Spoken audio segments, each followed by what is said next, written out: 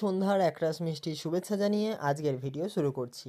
আজকের এই ভিডিওটা একটু স্পেশাল ভিডিও হতে চলেছে, কারণ এই ভিডিওর বিশেষ আকর্ষণ হচ্ছে যে আজ মেমারি উৎসবে মুম্বাইয়ের বিখ্যাত বলিউডের সঙ্গীত শিল্পী বিনোদ রাঠোর আসতে চলেছে। সন্ধ্যা থেকেই মেলার ভেতরে একটা রমরমে ব্যাপার আছে। সময় দেওয়া হয়েছিল 7টার সময়, তো 7টার সময় নাকি উনি আসবেন। ঠিক সেই রকম সময় অনুযায়ী কত মানুষ আগে থেকে জায়গা রেখে দিয়েছে সামনে থেকে উনাকে দেখবে বলে। প্রত্যেকটা দোকানেই আজকে একটা আলাদা রকমের ভিড় ছিল। খাবারের দোকান হোক বা জিনিসপত্র কেনাকাটার, সবার মুখে শুধু একটাই কথা, বিনোদ রাঠোর কখন আসবে কখন আসবে। যতই হোক, বলিউডের সেলিব্রিটি মানুষ বলে কথা, ঠিক সময় মতো আসাটা শোভা দেয় না। যেই সময় দেবে ঠিক তার 2-3 ঘন্টা পরেই ঢুকবে সেলিব্রিটি। সাধারণ মানুষ অধীর আগ্রহে বসে আছে তাকে শুধু এক পলক দেখার জন্য। আজকে আমার জার্নিটাতে শুধুমাত্র আমি একা যাইনি, আমার সাথে আমার এক বন্ধুও গিয়েছিল। খুব ভালো লেগেছিল গানের জায়গাটাতে, যে শুধুমাত্র আমাদের মতো ইয়ং ছেলেরাই নয়, বরং অনেক প্রাপ্তবয়স্ক মানুষরাও আগে থেকে এসে বসে জায়গা রাখছে। যে সমস্ত শিল্পীরা গান গাইছিল আজকে তারাও প্রচুর এক্সাইটেড ছিল যে বিনোদ রাঠোরকে দেখার জন্য। যতই হোক, বলিউডের সেলিব্রিটি বলে কথা, অন্যান্য শিল্পীদের গান আর কেউ শুনতে চাইছিল না। সত্যি কথা বলতে কি, সবাই চাইছিল যে একটু বিনোদ রাঠোর কখন আসবে আর গান গাইবে এবং সাধারণ মানুষ স্টেজের পাশে একটু নাচ করবে। কেউ বলছে গাড়ি আসতে লেট করছে, তো আবার কেউ বলছে বিনোদ রাঠোর এখন মেকআপ করতে বসেছে। আসলাম, এখন আমরা খাবার খাচ্ছি, একটু লজ্জা পাচ্ছে মোবাইলের ক্যামেরায় আসছে। আসলাম, এবার আমরা যেটা অর্ডার দিয়েছি সেটা দেখি, সেটা হচ্ছে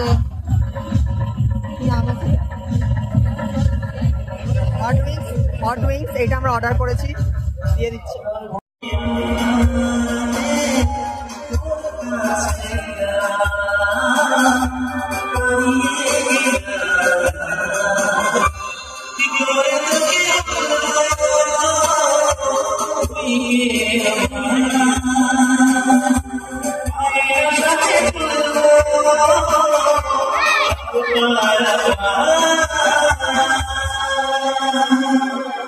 যাই হোক, 3 ঘন্টা ধরে অন্য শিল্পীরা গান গেয়ে সময়টাকে কাটাচ্ছিল। অধৈর্যের সাথে আমিও শুনছিলাম অন্য শিল্পীদের গান। মন যাচ্ছিল না অন্য শিল্পীদের গান শুনি, কিন্তু তার সত্ত্বেও শুনতে হচ্ছিল। শুধুমাত্র শেষে একটু বিনোদ রাঠোরের গানটা শুনবো বলে এতক্ষণ বসেছিলাম।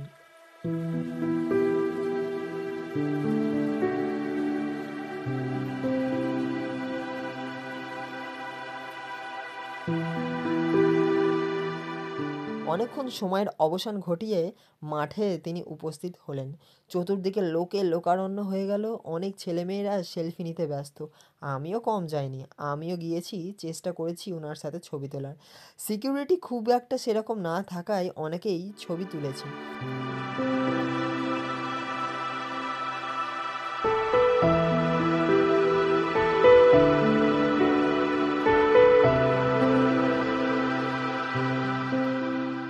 তবে একজন বলিউডের মানুষ হয়ে তার মধ্যে একটুও অহংকার বা ছবি তুলবে না এমন কোনো ব্যাপার দেখিনি। যে কজন মানুষ এসেছিল সবাইকার সঙ্গেই সেলফি তুলেছেন। আমার তবে খুব ভালো লেগেছে। তবে ওনার যে সিকিউরিটি গার্ড ছিল তিনি একটু বেশি না না করছিল, তবে সবাইকার সাথেই সেলফি তুলেছে।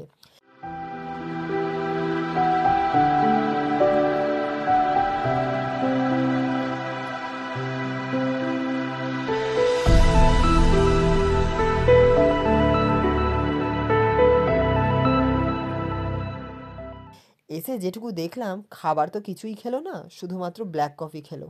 ঠান্ডা জিনিস তো কিছু খায়ই না, হয়তো এটাই ওনার গলার জন্য ভালো। মোটামুটি 30 মিনিট মতো সময় নেওয়ার পর স্টেজে উঠে গান করতে লাগলো। তার মধ্যে তো বহু দর্শনার্থীরা পাগল হয়ে যাচ্ছে এক পলক দেখার জন্য।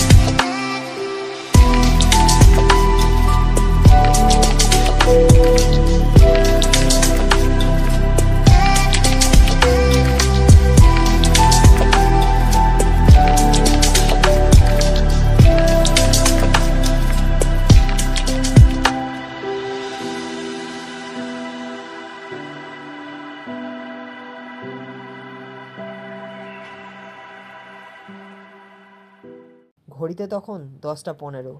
লাস্ট ট্রেনে আমাকে বাড়ি ফিরতে হবে। আমার মাথায় ঘুরছে এটা যে লাস্ট ট্রেন কিন্তু 10টা 22-এ।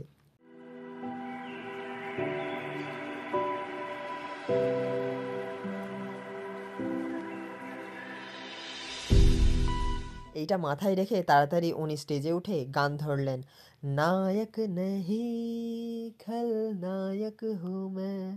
যাই হোক, এখন তোমরা শুনতে থাকো বিনোদ রাঠোরের সেই সব বিখ্যাত বিখ্যাত গান।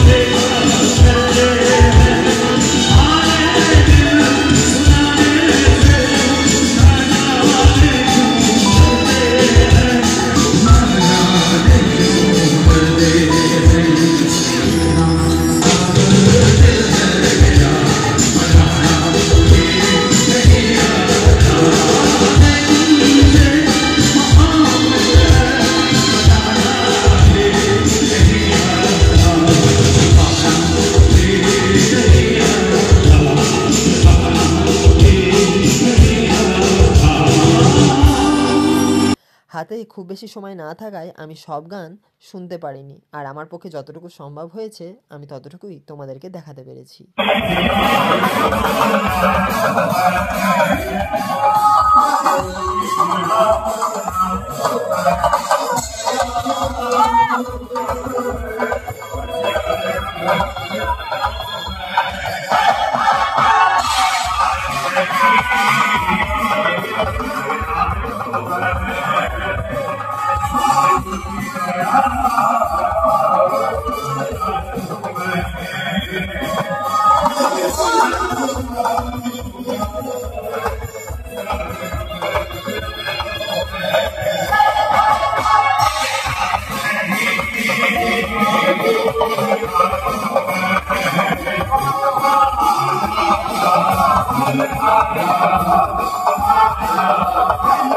বিনোদ রাঠোরের কনসার্ট দেখে আমরা এই লাস্ট ট্রেনে বাড়ি ফিরছি। আমরা বলবো না, শুধু আমি আর ভ্যাঙ্কু। আমরা লাস্ট ট্রেনে বাড়ি ফিরছি। উনি তো লেজেন্ডারি মানুষ একজন। দেবীপুরে কিন্তু উনি এসেছিলেন মোটামুটি 2013 সালে, আমি দেখেছিলাম, খুব ভালো লেগেছিল।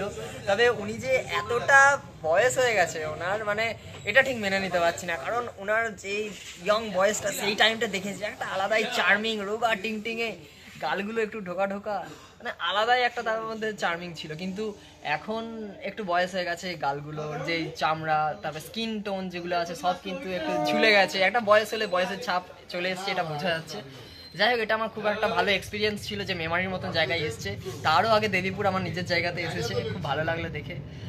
পরবর্তী সময়ে আরও এক্সপেক্ট করবো যে মেমারির যে উৎসব মেলায় আরও যেসব সেলিব্রিটিদের নিয়ে আসে, আরও যেন ভালো ভালো সেলিব্রিটিদের নিয়ে আসে, এই কামনাই করব, যাতে তোমাদেরকে দেখাতে পারি। যাই হোক বন্ধুরা, আজকের ভিডিওটা এইটুকুই। দেখা হচ্ছে পরের ভিডিও। আজকের জন্য বাই।